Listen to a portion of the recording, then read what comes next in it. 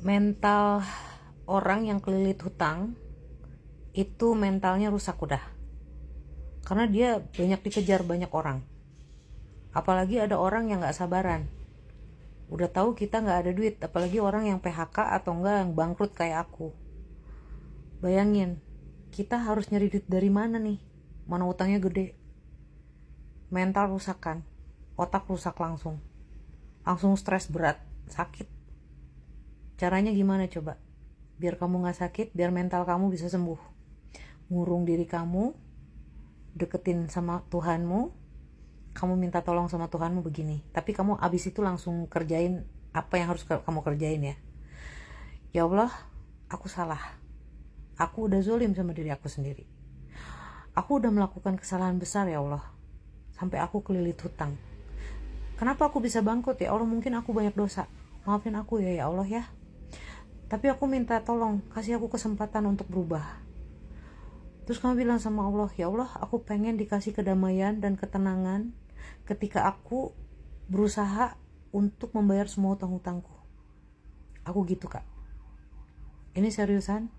Kamu akan dikasih kedamaian yang gak tahu bagaimana, itu gak ngerti ya, di luar nalar kamu. Kayak gak punya hutang guys. Tapi aku ingat ada hutang. Akhirnya aku bisa bekerja karena mentalku udah mulai sehat di situ. Ketika kamu sedang dalam posisi di fase yang benar-benar tertekan sekali, kamu harus sembuhin dulu mental kamu sama pikiran kamu untuk apa? Lebih deket ke Tuhanmu. Percaya sama aku, semua itu akan benar-benar dikasih jalan yang seluas-luasnya sama Tuhan. Tapi memang kesulitannya juga nggak mudah guys. Ketika gue nyari duitnya juga itu nggak mudah. Gue istilahnya ngebangkitin diri gue, ngebangkitin untuk nyari duit tuh nggak mudah guys. Wah, banyak nangis gue, nangis darah, bener-bener nangis darah guys. Tapi ketika kamu meminta tolong sama Tuhan untuk diberikan kedamaian, mental kamu sedikit demi sedikit mulai sembuh, dan sedikit demi sedikit badan kamu bisa bergerak, sedikit demi sedikit otak kamu bisa mikir.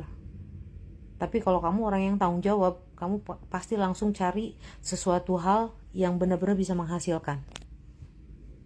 Kamu gak akan alasan, aduh aku udah stres banget, aduh. Lu nangis juga percuma.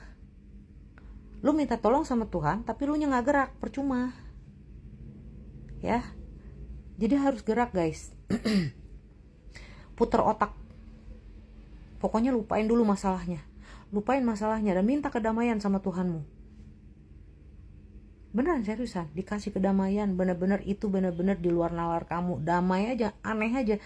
Perasaan gue gak punya duit ya, perasaan gue banyak hutang ya, kok gak ada yang ini ya gitu, kok gak ada yang ngejar-ngejar gue ya. Aku udah ketakutan bakal dikejar-kejar guys, ketakutan. Tapi Tuhan itu membantu kita tuh dengan caranya yang luar biasa, yang ajaib, yang hebat. Dan dikala itu terjadi, kamu bisa bekerja guys. Otak kamu langsung kayak muter. Aku guys sampai kayak gini nih, merah-merah gini. Gue tuh muter otak terus guys. Gimana caranya agar supaya apa yang gue kerjakan itu berhasil.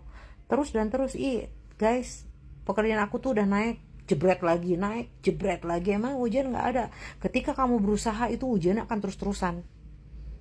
Tapi kamu harus kuat, karena kamu punya Allah. Ya Allah, tolong kasih aku kedamaian. Bilang, kasih aku kedamaian, kasih aku untuk kuat, kasih aku untuk bisa menjalani dan melewati semuanya dengan baik, dan aku bisa membayar semuanya lunas.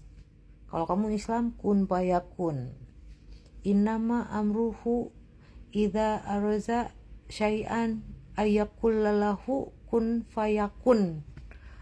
Kalau orang Islam tuh ya kayak gitu.